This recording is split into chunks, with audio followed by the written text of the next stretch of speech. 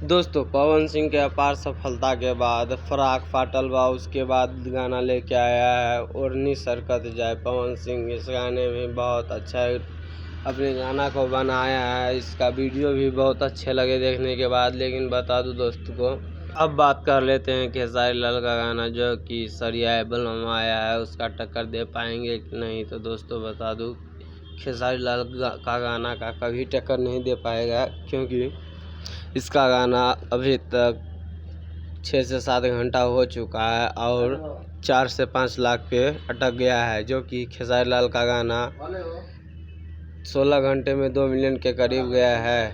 बात करते हैं खेसारी लाल का सरिया एल्बम, तो बहुत ही अच्छे गाने हैं और पवन सिंह का ही बहुत अच्छा गाना है। लेकिन बता दूं दोस्तों, खेसारी लाल के गाने से आगे नहीं जा सकता है, क्योंकि खेसारी लाल ने फिर से अपना काम जारी कर दिया है। पवन सिंह का फैन भी कहा था जो पवन सिंह अब जग गया है। तो मैं अभी बता दूं, खेसारी लाल भी अब जारी हो गया अपने काम के लिए और अपने काम में बहुत ही ध्यान दे रहे हैं।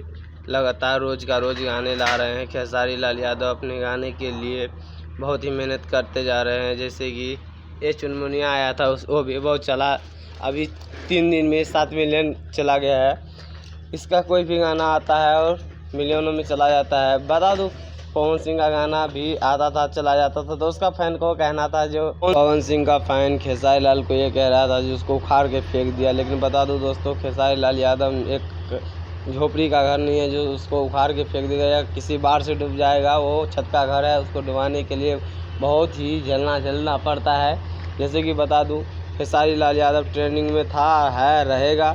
खेसारी लाल यादव अपने दम पे इतना बड़ा बना है और बना रहेगा। खेसारी लाल यादव का यह गाना भी आया है सरिया एल्बम में भी 2 मिलियन के करीब गया है।